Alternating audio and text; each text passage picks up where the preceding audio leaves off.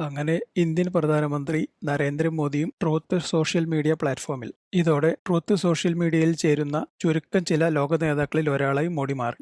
Join ചെയ്തതിന് ശേഷം 2019 US സന്ദർശന വേളയിൽ ടെക്സസിലെ ഹൂസ്റ്റണിൽ നിന്നെടുത്ത ഫോട്ടോയോടൊപ്പം ഈ പ്ലാറ്റ്ഫോമിൽ ചേരാൻ കഴിഞ്ഞതിൽ തനിക്ക് അതിയായ സന്തോഷമുണ്ടെന്ന് പങ്കുവയ്ക്കുകയും ചെയ്തു.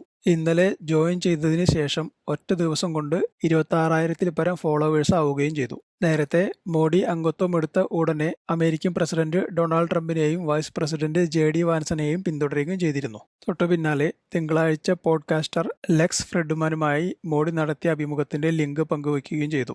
ഈ അഭിമുഖത്തിൽ മോഡി തന്റെ ജീവിതയാത്ര, 2002-ലെ ഗുജറാത്ത് കലാപം, ചൈനയുമായുള്ള ഇന്ത്യയുടെ ബന്ധം എന്നിവ അടക്കമുള്ള നിരവധി വിഷയങ്ങളെക്കുറിച്ച് സംസാരിച്ചിരുന്നു. ഇനി ഈ ട്രൂത്ത് സോഷ്യലിനെ കുറിച്ച് പറയാം. ഇതിന്റെ പ്രവർത്തനം മുമ്പ് ട്വിറ്റർ എന്ന പേരിൽ അറിയപ്പെട്ടിരുന്ന എക്സ് പ്ലാറ്റ്ഫോമിന്റെ സമാനമാണ്. എക്സ് പ്ലാറ്റ്ഫോമിലെ പോലെ സന്ദേശങ്ങൾ പോസ്റ്റ് ചെയ്യുന്നതിനും പരസ്പരം അയക്കുന്നതിനുമെല്ലാം സാധിക്കും. ഡൊണാൾഡ് ട്രംപിന്റെ ഉടമസ്ഥതയിലുള്ള ട്രംപ് മീഡിയ ആൻഡ് ടെക്നോളജി ഗ്രൂപ്പിന്റെ ഉടമസ്ഥതയിലാണ് ട്രൂത്ത് സോഷ്യൽ. ഇതിലെ ഏകദേശം 57% ഓഹരികളും ട്രംപിന്റെ കമ്പനിക്കാണ്. കഴിഞ്ഞതിന് മുമ്പത്തെ പ്രസിഡന്റ് തിരഞ്ഞെടുപ്പിൽ ജോ ബൈഡനോട് പരാജയപ്പെട്ടതിനെ തുടർന്ന് 2022 ഫെബ്രുവരിയിലാണ് ട്രംപ് ട്രൂത്ത് സോഷ്യൽ ആരംഭിച്ചത്. ട്രംപ് ജനങ്ങളെ അക്രമങ്ങൾക്ക് പ്രേരിപ്പിക്കുന്നു എന്ന് ആരോപിച്ച് ട്വിറ്റർ, ഫേസ്ബുക്ക് എന്നീ പ്രധാന സോഷ്യൽ മീഡിയ പ്ലാറ്റ്ഫോമുകളിൽ നിന്നും ട്രംപിന് വിലക്ക് ഏർപ്പെടുത്തിയിരുന്നു. ഇതിനെതിരെയാണ് ട്രംപ് ട്രൂത്ത് സോഷ്യൽ ആരംഭിച്ചത്. എക്സ് പ്ലാറ്റ്ഫോമിനെ അപേക്ഷിച്ച് വളരെ ചെറിയ പ്ലാറ്റ്ഫോമാണ് ട്രൂത്ത് സോഷ്യൽ എങ്കിലും, അതായത് ജനത്തിരക്ക് വെച്ച് കണക്കാക്കിയാൽ ട്രൂത്ത് സോഷ്യലിന്റെ 400 ഇരട്ടി വലുതാണ് എക്സ്.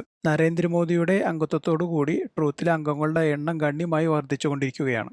അങ്ങനെ ഫേസ്ബുക്കിനും എക്സിനും ശേഷം തരംഗമാവാൻ തയ്യാറെടുക്കുകയാണ് ട്രൂത്ത് സോഷ്യൽ.